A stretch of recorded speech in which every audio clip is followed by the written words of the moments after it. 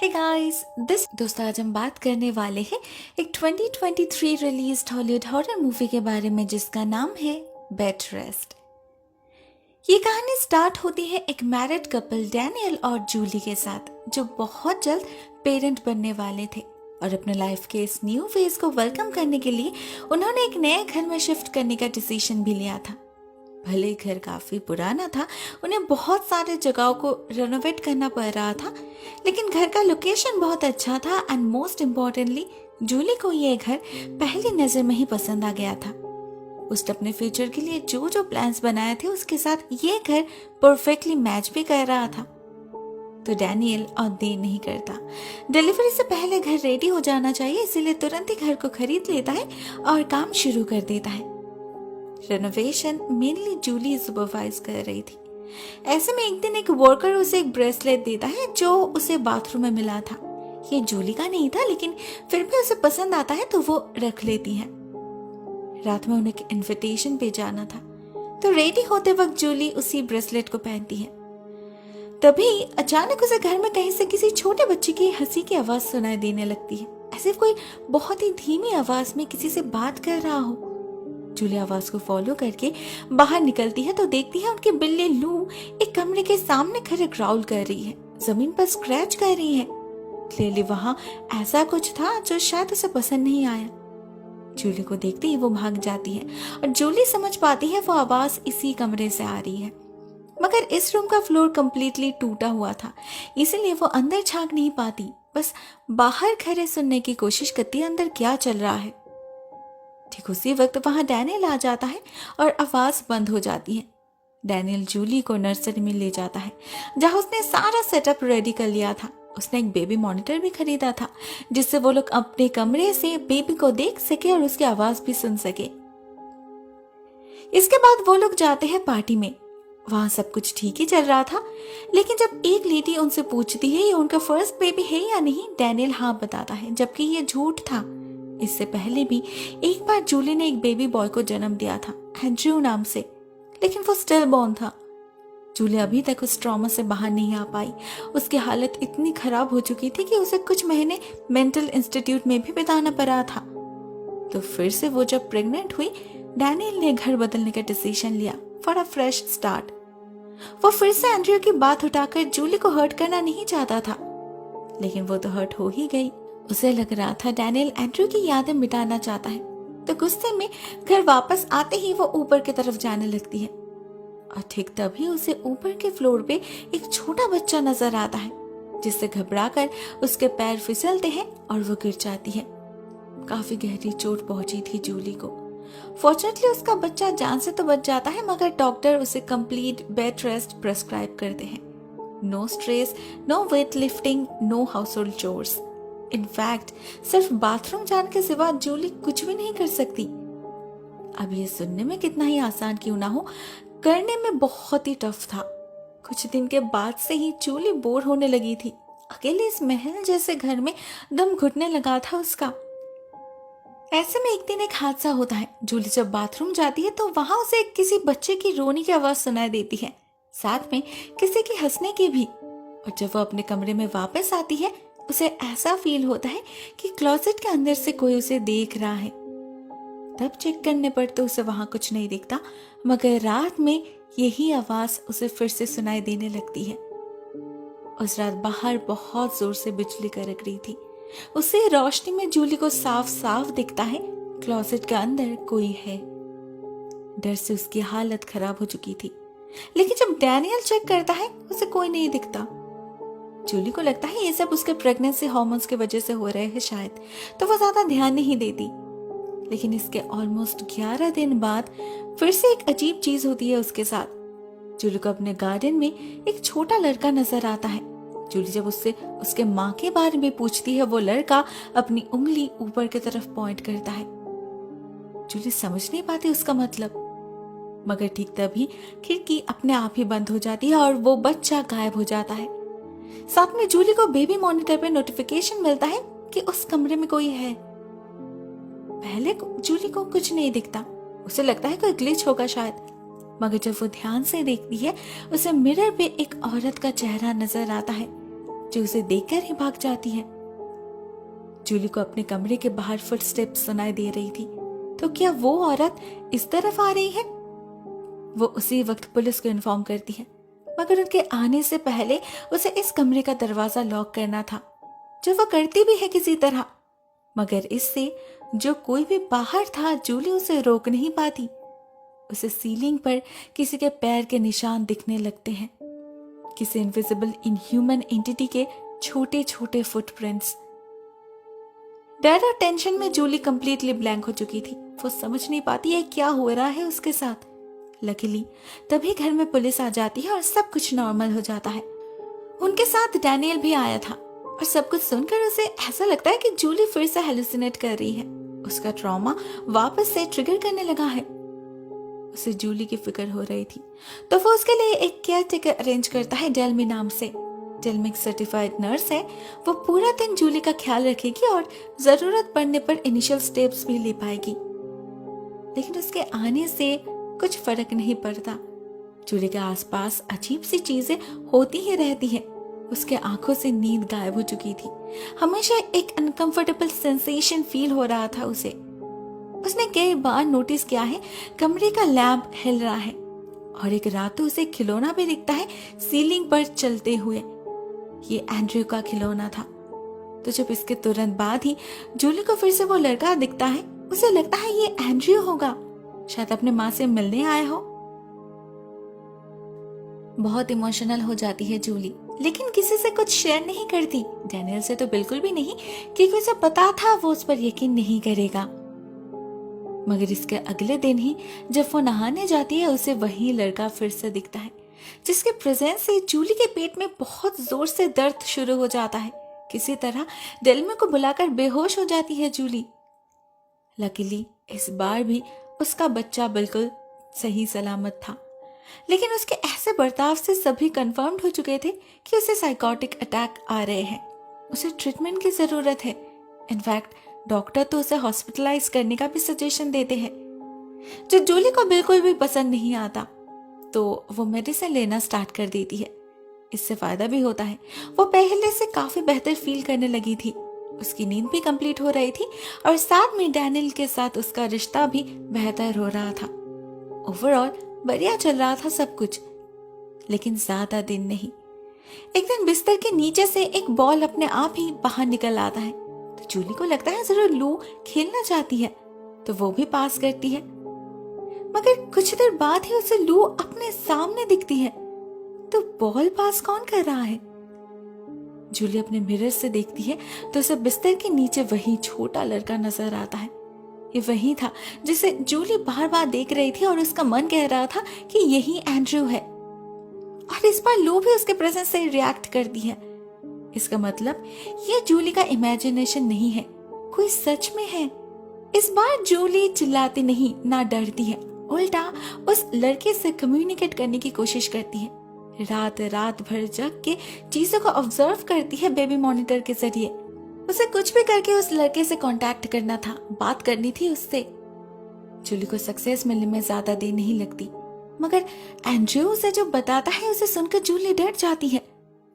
Andrew उसे warn करता है कि कोई उसका बच्चा छीनना चाहता है और इस कोई से वो किसी फीमेल की तरफ पॉइंट कर रहा था। अब इस घर में जूली के अलावा बस एक और ही फीमेल है, डेल्मी। तो जूली को लगने लगता है वही कल्प्रिट है। वैसे भी उसे पता है डेल्मी कभी मां नहीं बन पाएगी। उसने खुद जूली से ये बात कही थी। तो ये हो सकता है कि शायद वो जूली का बच्चा छीनने के लिए ही इस घर में आई हो। जूली उसी दिन से अलर्ट हो जाती है, मेडिसिन लेना कंप्लीटली बंद कर देती है और वो डैनियल से भी कहती है डेल्मी को घर से भगाने के लिए। बट एज एक्सपेक्टेड डैनियल उसके बातों पर यकीन नहीं करता। डेल्मी को छुड़ाता नहीं, उल्टा बेबी मॉनिटर का कनेक्शन ही ऑफ कर देता है। वही पागल बना रहा है जूली को। ऐसे ही एक हफ्ते बीत जाते हैं। डिलीवरी में बस और 3 दिन बाकी था। जूली की हालत बहुत खराब हो चुकी थी। फ्रस्ट्रेशन, डिप्रेशन, एंजाइटी सभी एक साथ उस पर असर डाल रहे थे। ऐसे तो वो सच में पागल हो जाएगी। डेल्मी ऐसा बिल्कुल भी नहीं चाहती थी। तो एक दिन वो खुद जाती है जूली से बात करने, उसे समझाने कि उसके दिल में कोई गलत इंटेंशन नहीं है। उसे पता है अपने औलाद को खोने का दर्द क्या होता है। उसका भी तो 3 बार मिसकैरेज हुआ है। वो जूली को एक कहानी सुनाती है जो उसने बचपन में सुनी थी। एक मेलिंडा किंसले नाम के लेडी के बारे में थी ये कहानी। इसी लेक के आसपास कहीं रहती थी वो। 3 बेटे और पति के साथ खुशहाल जिंदगी थी उनकी। लेकिन उसे एक बेटी का शौक था, इसीलिए उसने फिर से कंसीव किया। बट अनफॉर्चुनेटली प्रेगनेंसी के चलते एक फीटल एक्सीडेंट में वो बच्ची गुजर गई इसी लेक के पास। मेलिंडा इस शौक को बर्दाश्त नहीं कर पाई। एक दिन उसने अपनी जान ले ली। एक माँ का दर्द इतना ही भयानक होता है, उसे डील करना आसान नहीं होता। डेल्मी जूली को यह सब बता रही थी क्योंकि वो उसे हौसला देना चाहती थी, लेकिन एक्चुअल में जूली का फोकस किसी और चीज पर था। उसे याद आता है उसके हाथ में जो ब्रेसलेट है उस पर इसी नाम का इनिशियल एनग्रेव्ड है, MK। इमीडिएटली वो घर के पेपर्स भी चेक करती है और उसे पता चलता है इस घर के प्रीवियस ओनर्स के नाम जॉर्ज एंड मेलिंडा किंसली है। तो शायद ये ब्रेसलेट भी उन्हीं का है। लेकिन क्या ये दोनों मेलिंडा एक ही है? जूली को और डिटेल्स जानना था, इसलिए वो लोकल न्यूज़पेपर ऑफिस में कॉल करती है।